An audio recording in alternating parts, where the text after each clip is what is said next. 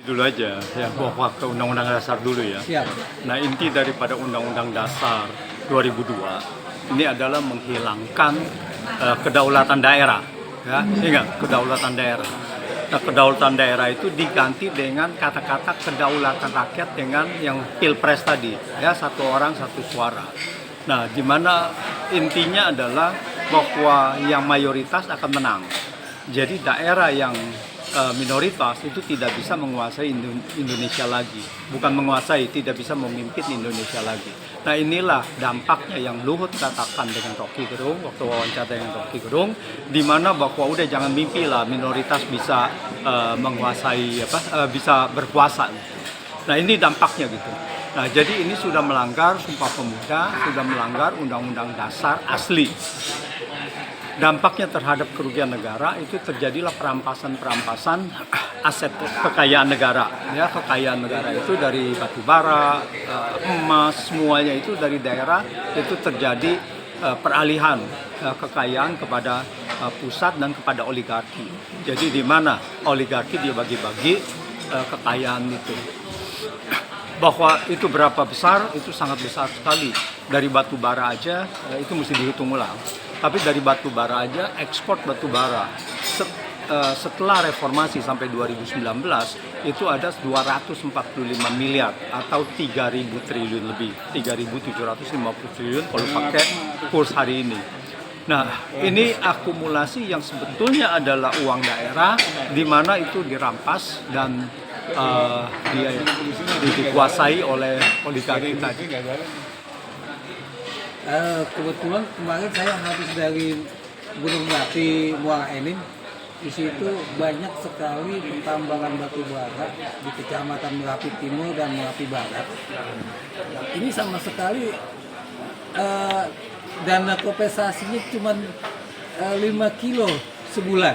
Sementara di sana debu-debu ya kan, dan tidak ada perhatian dari pemerintah pusat.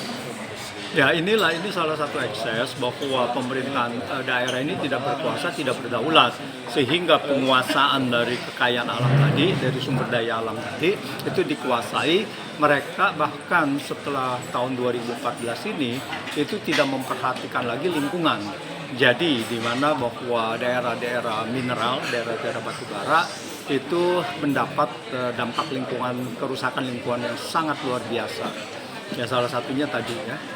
Dan tidak ada dana itu karena seharusnya itu adalah tanggung jawab si pengelola tambang tadi. Tetapi dengan adanya kolusi dengan pemerintah dan mungkin juga pemerintahnya juga bukan perintah pusat saja, mungkin juga daerah, di mana ini semua tidak dikerjakan semua. Jadi rakyat daerah yang menanggung akibatnya. Kira-kira solusinya seperti apa nih Bang supaya negara kita ini terbebas dengan oligarki? Ya, tadi yang sudah dikatakan solusinya harus kita kembali menegakkan kedaulatan daerah. Salah satu kedaulatan daerah itu adalah dengan Undang-Undang Dasar asli. Nah, caranya bisa macam-macam. Caranya adalah kalau presidennya bisa dilobi, lalu dia membuat dekret ya bagus saja.